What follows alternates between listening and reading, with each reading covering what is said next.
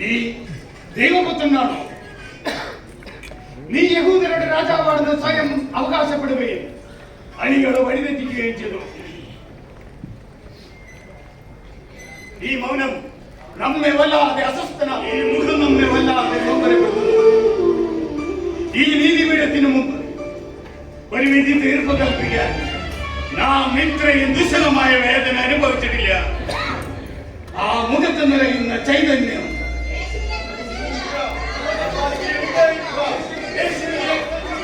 ജനങ്ങൾ ഒന്നടങ്കം ഒരേ സ്വരത്തിൽ ആവശ്യപ്പെടുമ്പോൾ ജനങ്ങൾ ആൾക്കൂട്ടത്തിന് മുഖമുണ്ട്. അവർ ആരെയോ ഭയന്ന് എന്ന് വിളിച്ചു വരുന്നു. വിധി പറയേണ്ടത് ആൾക്കൂട്ടത്തെ ഭയന്നല്ല, സ്വന്തം മനസാക്ഷിക്ക് ശരിയെന്ന് തോന്നുന്നതായിരിക്കണം. നീ നമ്മെ വിചാരണ ചെയ്ത് കുറ്റം വിധിക്കുകയാണോ? യൂദയായുടെ ദേശാധിപതി സ്വന്തം ജീവിതത്തിലെ നിർണായകമായ നിമിഷങ്ങളിലൂടെ കടന്നു പോവുകയാണ്. ആ നിമിഷം നീ നമ്മെ കുറ്റപ്പെടുത്തുകയാണോ ക്ലോഡിയ? പിലാത്തോസിന്റെ ഭാര്യയെ ഓർത്ത് സങ്കടപ്പെടുക. ഒരു കുറ്റവാളിയെ പോലെ കുരിശും ചുമന്നുകൊണ്ട് ഗാഗുൽത്തായിൽ കഴിവറിയാൻ ഞാൻ അഭിമാനിക്കുന്നു. ക്ലോഡിയ, നീ എത്ര ക്രൂരമായാണ് സംസാരിക്കുന്നത്. അപ്പോൾ യൂദായുടെ രക്ഷകനായ ഗുരുവായ യേശുവിനോട് അങ്ങ് കാണിച്ചതോ അത് ക്രൂരതയല്ലേ? ആ ക്രൂരതയുടെ ഫലമാണ് ഈ അസ്വസ്ഥത. ജീവിച്ചിരിക്കുന്ന നസ്രായനേക്കാൾ അപകടകാരിയാകുന്നു മരിച്ച യേശു. അപ്പോൾ അദ്ദേഹം നിസാരക്കാരനല്ലായിരുന്നല്ലോ, ഇപ്പൊ ബോധ്യപ്പെട്ടില്ലേ? അദ്ദേഹത്തിന്റെ ശരീരത്തിൽ മുറിവേൽക്കാത്ത ഒരു ഇഞ്ച് സ്ഥലം പോലും ബാക്കിയില്ലായിരുന്നു.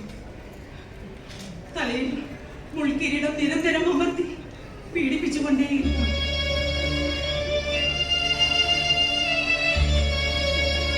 കാലമെങ്കിലും കുരിശിൽ ചുമന്നുള്ള യാത്ര, ക്രൂരമർദ്ദനം, അവസാനം മരണ നിമിഷം വരെ ബോധത്തോടെ സുബോധത്തോടെ അധികാരികളെയും പടയാളികളെയും പരിഹസിച്ചു.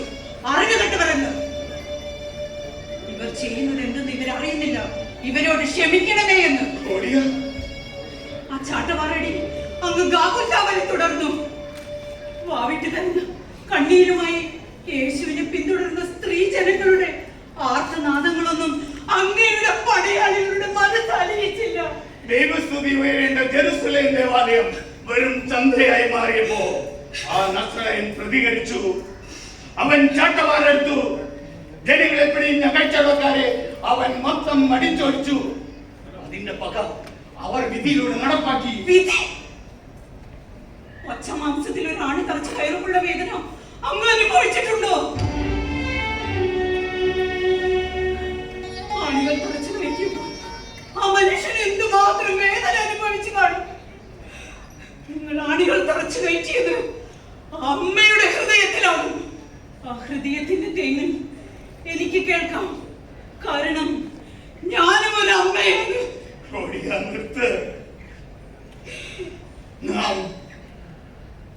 നാം വിധിച്ചു, പക്ഷേ ഇത്ര ക്രൂരമായി നടപ്പാക്കാൻ നാം ആജ്ഞാപിച്ചിട്ടില്ല. അവസാനം എല്ലാം പൂർത്തിയായി എന്ന് പറഞ്ഞ് ആ കണ്ണുകൾ അടഞ്ഞപ്പോൾ ഈ ലോകത്തിന്റെ വെളിച്ചമാണ് അണഞ്ഞുപോയത്.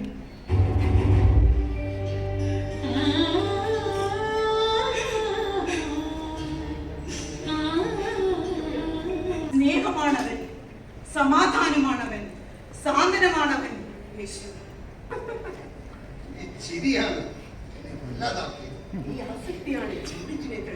അത് മാത്രമല്ല, ഞാൻ പറഞ്ഞു ഈ രത്നമാലയും പട്ടുവസ്ത്രങ്ങളും എനിക്ക് സമ്മാനിക്കാൻ.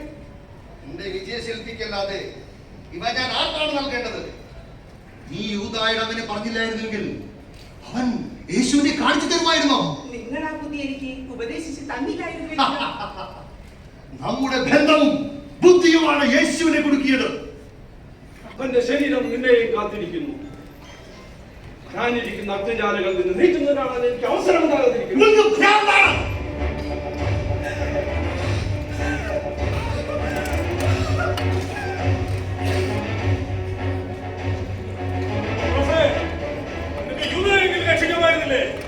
മനുഷ്യശക്തിക്ക് ദൈവത്തിനെ മറികടക്കാനാണ്. അവൻ മരണത്തെ സ്വീകരിക്കുകയായിരുന്നു. യഥാർത്ഥത്തിൽ ചെയ്തു പോയ തെറ്റിനുള്ള പ്രായശ്ചിത്തം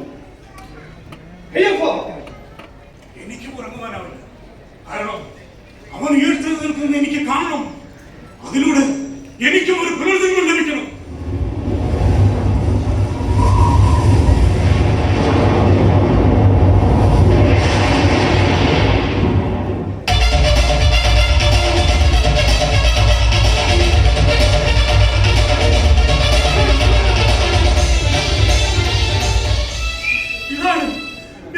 ഇതാണ് എന്റെ ജീവിതത്തിലെ ഏറ്റവും വലിയ, ഇതാണ് എന്റെ ഉയർത്തെഴുന്നേൽപ്പും. അവൻ ദൈവപുത്രനായിരുന്നു. മറിയം, നീ ആരെയാണ് അന്വേഷിക്കുന്നത്?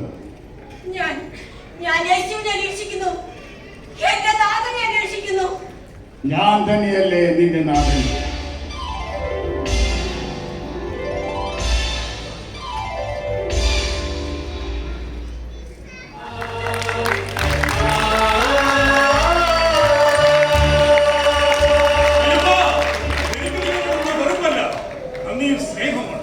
കാരണം കള്ളനും കൊലപാതകമായ വനവാസം ചരിത്രത്തിന്റെ ഭാഗമായില്ലേ?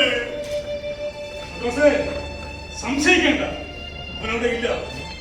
ഞാൻ കണ്ടു തേജോമയമായ രൂപം. അപ്പോഴും പത്രോസേ, അവന്റെ കൈകളിലാണ്